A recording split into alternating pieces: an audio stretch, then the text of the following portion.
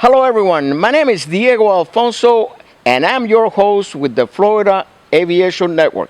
We're reporting from Stallion 51 at the Kissimmee Airport in Florida. Today, we have with us the winner of the Florida Aviation Network T6 flight raffle. His name, Dennis Marsh.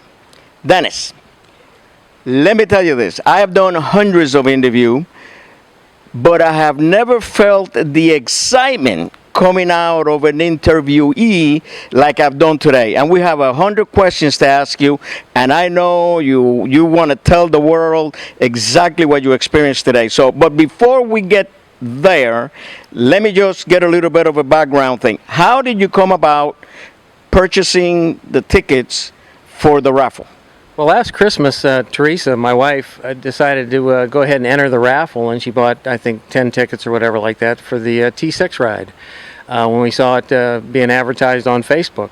So she went ahead and bought the tickets and gave them to me at Christmas, and when the drawing was held, I believe it was sometime in January, I was upstairs on the computer, and I got the email from Obi, and it says, "Congratulations, you won." So I had to read it about 4 or 5 times. I thought it was a joke. So I come down the stairs, and Teresa was doing laundry, and I look at her and go, "We won." And she goes, "What? You're lying. You're lying." So it was amazing. I couldn't believe we actually won the thing. So we started looking at when we could get it done, and we had planned for it to get it late March and April when the weather was still fairly nice down here in Orlando. And then my son had a gallbladder attack in the emergency room visit the morning we were getting ready to fly here. So we rescheduled it and put it into yesterday and today. So yesterday I did the T6, and I'd always wanted to fly the P-51 since I was 8 years old and living in Hayward, and he used to fly overhead. They had one. So I decided to go ahead and fill the square for the bucket list and do the Mustang while I was here. So both of them were fantastic. This school is it's great. I hadn't flown tail wheels ever, and I hadn't flown any aerobatics since pilot training. We flew T-37s, T-38s in the Air Force, but after that I got on with FedEx and started flying the heavies, and really never got back into small airplanes after that.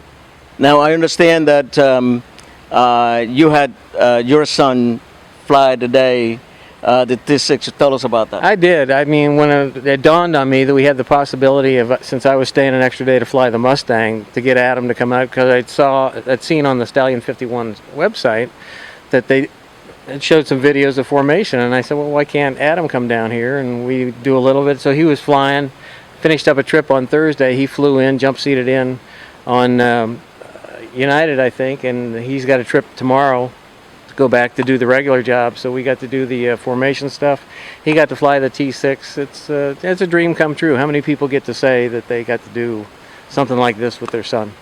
That's got to be an unbelievable thing. I had the chance to fly the B-17, fly in the B-17, and you get transported. It's like you go back in time, 60, 70 years, and it's just an experience of a lifetime. Well, I've always loved the warbirds, and none of us would be sitting here talking if they didn't do what they did at the time.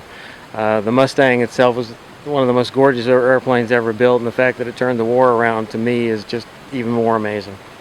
Exactly. Now, one thing that our audience probably doesn't know is that you also have a background in aviation. Why don't you tell us about that? Well, I started after college. I went into I went to an ROTC program 2 years at Fresno State, and I came out an officer. I was commissioned as an officer and went right into pilot training at Williams Air Force Base, where they had you fly about 10 hours in the T-41, and then they put you right into jets. So by the time I had about 45 hours total in light airplanes, I was flying jets at the age of 21. So you did that for about 4 months, and then 6 months you flew the T-38s, and then the airplane I got out of there was C-130s at Clark in the Philippines. And out of there we flew into Vietnam, Cambodia, Laos. I actually was flying we did our squadron in at Clark. We flew the evacuation of Saigon, pulled all those people out. Those last couple of days we had C-130s going in about every 3 minutes. When we first went in there, we had about 70 or 80 people in the back of the airplane. One of the last trips out, we had about 250 women and children in the back of a 130, just tucked under the straps. And after that, I got on with FedEx, flying the Falcons. There was a brand new company, and I went over there, and they treated me like family. It was so much nicer than the bigger airlines at the time. And Fred Smith talked about such massive growth that was going to happen, and it happened. We had 300 pilots when I started. The company's global now. It's got 5,000 pilots, and we're hoping to get my son on. So Now what I would like to ask you is this. Can you tell us your overall experience at Stallion 51? I mean, I know you can probably do it with one word, but we want you to elaborate a little bit. We still have a little bit of time, so why don't you do that? I'm not sure I have the words to explain how enjoyable this has been for me. It's a lifelong dream. The fact that I got to fly with my son is it's staggering. It's mind-boggling. And the people that work here, Steve, Homer, the guys I flew with, the guys who take care of these gorgeous airplanes, it's just, I mean, if you have a chance to come here, just come. Just do it. There's nothing like it in the world. If you're a pilot and you love flying, and 99% of the people I know, if they were given a chance to fly a Warbird, it'd be one of these right here. Just do it. Come out. I mean, it's money well spent. You won't regret it.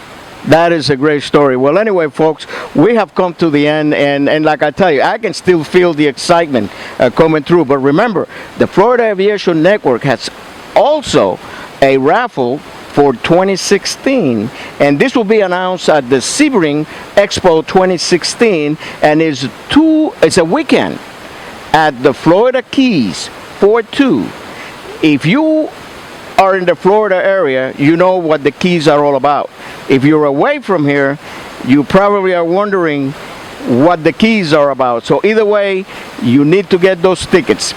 Now we're signing off from Kissimmee, Florida, from the Florida Aviation Network. Have a great day.